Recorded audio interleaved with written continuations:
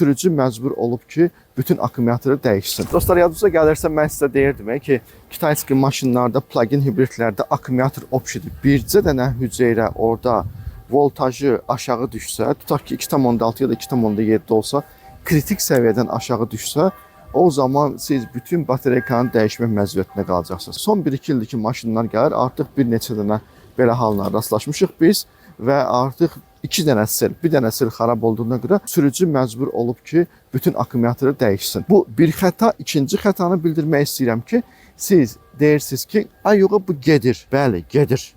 Amma xəta göstərir. Bu çox təhlükəlidir dostlar. Bilmək olmaz, o xəta digər sellərə, yəni hücrələrə sıçramayacaq və bu zaman həddindən artıq qızışma olmayacaq və o zaman bu akkumulatorlar alovlana bilər, çox ciddi təhlükə yaşayır. Yəni əslində qalanda qırmızı olan kimi akkumulator mütləq qaydada o akkumulatoru dəyişmək lazımdır. Amma mən Azərbaycanlılarımızı tanıyıram, çünki mən də Azərbaycanlıyam, amma bu akkumulator da keçərli deyil. Yadınızda qalsın, alışa bilər, yana bilər, Allah uzaq eləsin. Ona görə akkumulatora çox diqqətli olaq. Bəs biz plug-in hibrid almayaq mı?